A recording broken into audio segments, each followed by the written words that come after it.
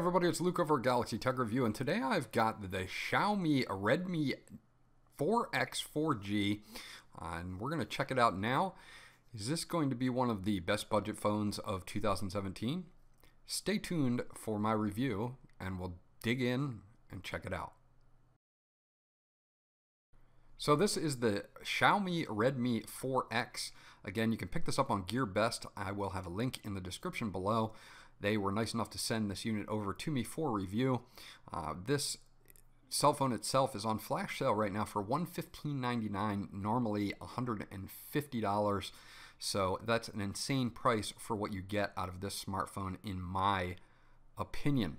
So let's open up the box here and show you guys what comes inside. Of course, the device itself, I have it in black. They do have it in a few other colors as well.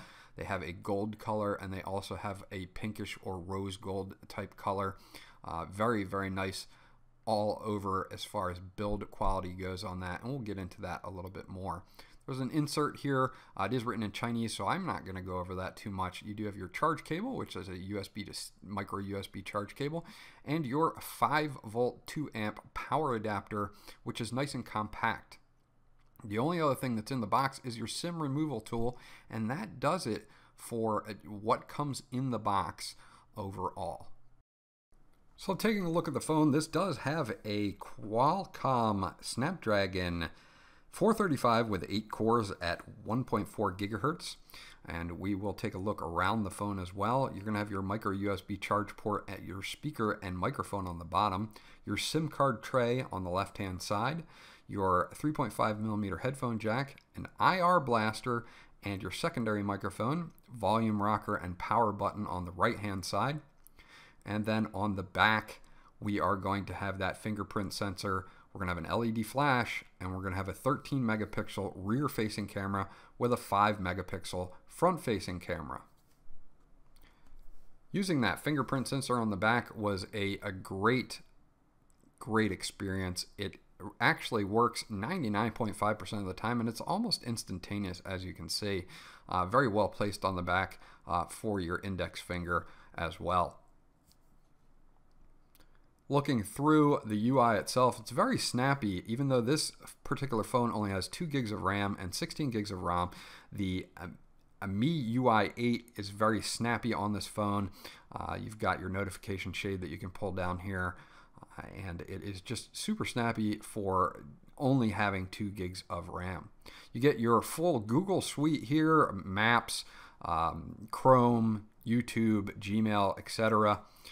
And you do have those capacitive buttons down there. Now, they do not light up, but underneath the main home button, there is an LED light that you'll see a little bit later, a notification light that you see a little bit later. Full access to the Google Play Store. It loads up no problems whatsoever, and I didn't have any problems at all installing anything that I wanted to install on this phone with the Play Store. If you want to change how the MIUI looks, you can sign up for a Mi account, and then you can go into themes, and you can pretty much download hundreds and hundreds of different themes to change the way that your phone looks. They integrated this very well, and it works flawlessly.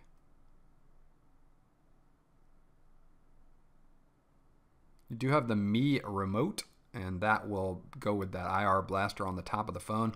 I hooked it up to my Vizio TV, and it can now be controlled via my phone. You can also control many other things like set-top boxes.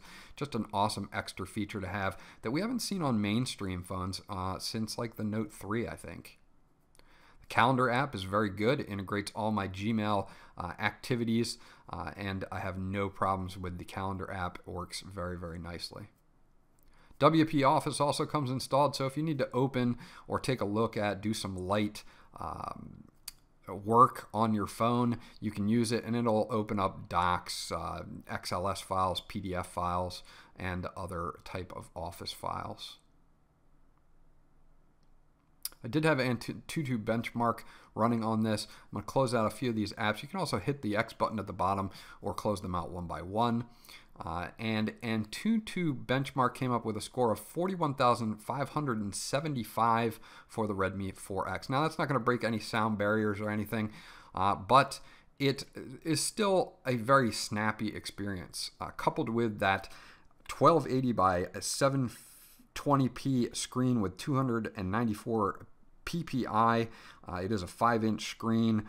The Snapdragon 435 does a great job at pushing those pixels, and as you can see, the screen itself is an IPS screen. It looks great from all angles, and just going through these grayscale tests, you can see that this is a very quality screen, again, for a phone that it normally will cost you $150 or less.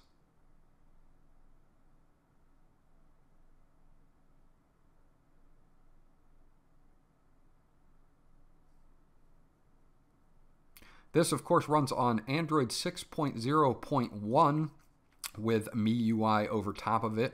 So you do get Android Marshmallow on this, not Nougat. If you want to upgrade, I'm sure they will be upgrading this. It does support over-the-air upgrades as well. If we do take a look at our GPS, which I did not have on when I started the app, we will turn that on now. And you'll see that this actually locks in really quickly. As soon as I turned it on, I had a 3D fix, and it locked in really quickly to under 10 or about 10 meters for the accuracy, all the way down to 4. So very, very good on the GPS. When it comes to gaming, the Adreno 505 is a lower end card, but it does not mean that you cannot game on this. I actually have the Just Cause 3 Wingsuit Experience Tour here, and as you can see, once this loads up, it's going to be shaky because it's meant for VR, and as I move around, I can kind of see in 360 degrees, but you'll be able to see here that the visuals on this are quite nice, coupled again with that IPS panel that is at 720p and has a pretty high PPI of 294. So you can see here that we're looking around, and the colors are nice on this as well.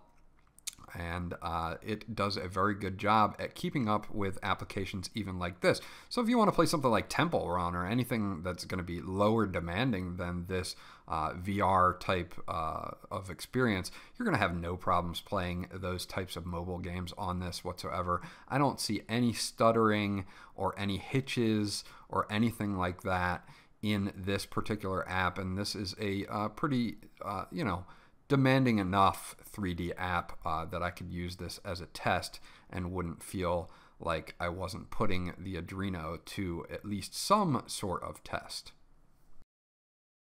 Let's talk about networking. The wireless that we have here is 2.4 gigahertz. It does not have 5 gigahertz wireless. I am connected to my wireless network, so you will be able to see the speeds that I get here. Now, I do have over 50 megabits per second at the house here, and it only registers up to about 50 on the download and about 50 on the upload as well. So overall, not bad. They are constant speeds, so I'm pretty happy with the wireless here, even though it is lacking 5 gigahertz wireless. Now, if you'll notice up in the right-hand corner, you're going to see T-Mobile 4G there. It's actually HSPA plus, so it's 4G without the LTE. And this is not bad for a phone that was not designed to work with LTE bands here in the States. I get T-Mobile 4G, just no LTE, and you know, you're going to be limited to about 3 megabits down or 4 megabits down and 2 or 3 megabits up, but that's totally fine if you need to just stream a YouTube video or stream some music. You shouldn't have any problems with that at all. So overall, I'm pretty impressed with how it works over here in the US as well.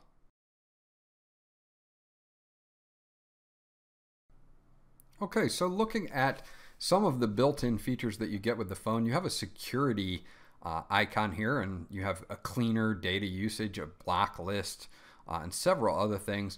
The cleaner is actually pretty cool. It'll clear your cache, it'll run security on your system to make sure that it's optimized. It does take a little while to run, not too long, under 30 seconds, but it actually will make sure that your phone is secure and make sure that your cache is cleared so that your device will continue to run in an optimized feature. So overall, that's a pretty cool app to have and just very handy in general. Looking at other parts of the security app, you have a data usage portion where you can restrict data usage and you can look at your stats. You can also look at for both of the SIM cards because it is a dual SIM card phone. You have a block list, so you can block numbers or SMS. And you have a battery section where you can turn on battery saver. You can look at battery use. This has a 4100 milliamp battery. This is one of the big selling points of this actual phone. Now, when I did a test, and this is just showing you that I've had 20 minutes of screen time on, I actually ran this down from 70% down to 10%. So I used 60% and I had 6 hours of screen on time. So you can imagine that you're going to get about 10 hours of screen on time with this particular phone. That's a huge, huge amount of battery life. There's also a built-in virus scanner that you can use there as well. So very handy under that security app. Now, if we look at some of the tools that they give you, you do have a built-in compass once you actually initially set it up. It's very accurate and works very well. You have an FM radio, and as long as you have earbuds hooked up, you will be able to use your FM radio. The earbuds act as an antenna. So some interesting tools there that they added as well.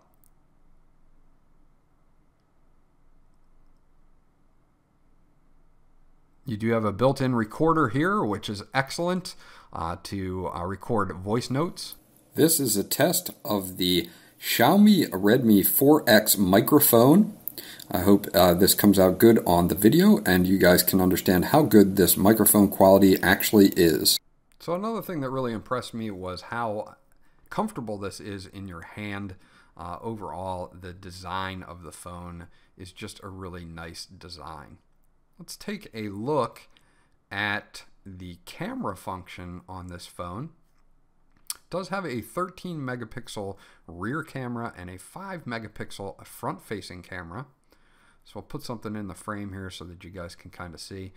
Not a bad photo experience, and I will have some pictures up here, and you can see you can change different modes here. You can add filters to it, so there are a bunch of different options, as you can see, for taking pictures.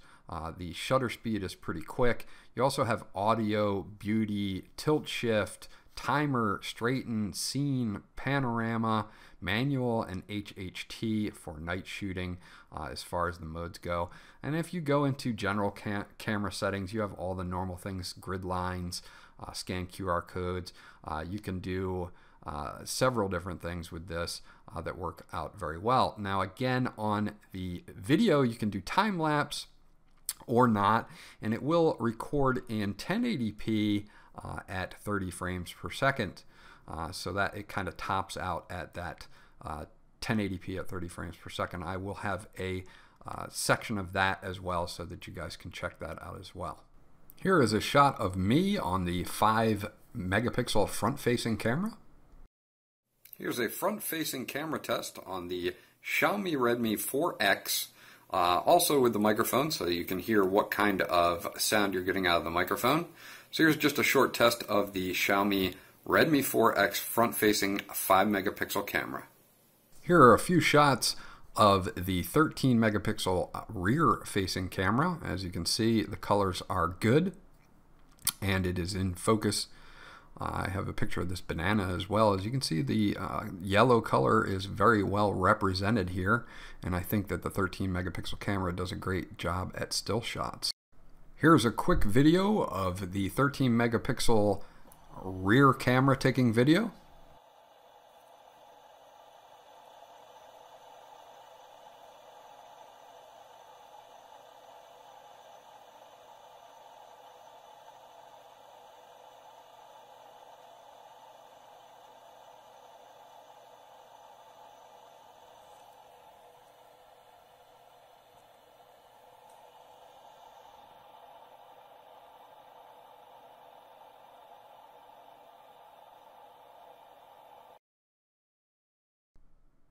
Streaming video on this device is excellent with that IPS screen at 720p.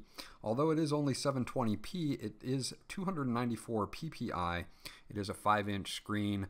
It is IPS, and it has great viewing angles and good color reproduction, as you can see. Sorry for the reflection there. But overall, the screen is top-notch for a phone that costs less than $150. Taking a look at the settings on the phone, you're going to be able to take a look at these, and these are pretty much what you would normally see with a few extras added in from Xiaomi. Your lock screen, your password, your home screen, battery and performance, storage. If we do take a look at storage, you will see that you have 10.46 gigabytes of that 16 gigabytes of RAM. You can add a 128 megabyte microSD card in the second SIM slot, so don't worry there. If we do take a look at about phone, you will see that this is indeed running on 6.0.1 Marshmallow. The Android security patch level is February of 2017, so it's not quite updated yet. Your baseband, your kernel version are all there as well. You also have your accounts, your Mi account. You can do Lite Mode as well, which I will turn on here, and I will have to reboot, so I will be right back with Lite Mode. So now that you're rebooted, you have a Lite Mode, and this is a very simplified mode. We've seen this on other phones as well. You still have your pull down, but you have a very simplified mode with just gallery, camera, phones, messages, apps, calculator, a way just to get into your settings and contacts and your music directly. If you go into apps, you just have an app drawer now instead of them all over your screens. So that's actually pretty cool, and it's very easy to use, and that's what Lite Mode is for. You can also add quick contacts here as well. So overall, Lite Mode is something that you can use to pretty much just simplify your UI right down to the bigger buttons there. As we take a look at the phone itself, there is the SIM card slot on the left-hand side of the phone. You'll just use your SIM removal tool to access this. And this is a dual SIM phone. It has a slot for one nano SIM, one micro SIM, or a micro SIM and a TF card or micro SD card up to 128 gigabytes. So you can expand your storage that way, or you can run dual SIMs depending on what you need to do. Taking a look at YouTube, which is something that everybody is going to want to know. How well can you watch YouTube on this? We'll watch one of my videos. This plays back YouTube very, very well. I don't have any problems. Again, video on this screen is surprisingly good for the price point. As you can see, my video intro coming up here. If we go to quality, you are limited to 720p because of the screen, but for a 5-inch screen, it does not look bad at all. This is my unboxing of the Predator Helios 300. I have that video up on my channel. Seeking through is almost instantaneous. The color representation is great, and again, the viewing angles are awesome. So again, for consuming things such as either local videos or YouTube or Netflix or Vudu or whatever you use, you're going to have a good experience here on this particular device. So in closing, going through the device, there's not a lot I really don't like about it. The 2 gigs of RAM is snappy enough with the UI to make this a snappy device. It's got a great fingerprint sensor on it, a nice camera that does a pretty good job. Not the best I've seen, but definitely far from the worst. The buttons are nice and snug. They don't rattle. They feel very tactile. The speaker does a great job at pushing sound. It is a standard micro USB hookup there. It is a dual SIM phone. You can expand the memory. On the top, you're going to have that IR blaster, which they seem to leave out, plus a 3.5mm headphone jack. So overall, and then coupled with that flashing or breathing a notification light, they did a great job on this phone. So what has Xiaomi done with the Redmi 4X that makes it stand out from the others? They've actually put together a very solid phone for a very solid price point. Getting this phone for $150 or less, in my opinion, is a steal. I think the build quality on this phone is excellent. The fingerprint scanner is responsive. The screen, although it is only 720p, is a great IPS screen with great color accuracy. Perfect for watching movies or YouTube or media consumption. It's got good sound, great microphone. The camera is solid. It's not the best I've tested. It's certainly not the worst. Overall, Xiaomi has done a great job on this phone, and let's not forget the 4100 milliamp battery that you get in this that will easily get you 10 hours of screen on time. So if you're a marathon or a power user, then you're going to love this phone. This is overall, for the price, I have not seen anything else so far that can beat it. This was Luke from Galaxy Tech Review. I'd like to say once again thank you to Gearbest for sending this sample over to me. Be sure to check the link below where you can check this out on Gearbest. If you have any questions or comments about the Redmi 4X, please leave them in the comment section and I'll get back to you as soon as possible. Remember to like, and if you haven't done so already, please subscribe because that always helps me out. And I'll check you guys out on the next video.